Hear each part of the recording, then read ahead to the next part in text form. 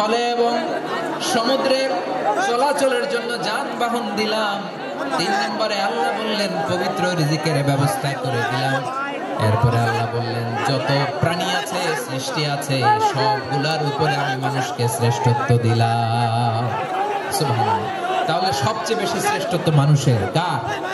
মানুষের। শুধু তাই নয় প্রিয় ভাইরা, আকাশ এবং জমিনে যা কিছু আছে সবকিছু মানুষের জন্য, মানুষের কল্যাণে, মানুষের প্রয়োজনে, মানুষের বশীভূত করে সৃষ্টি করেছেন কে?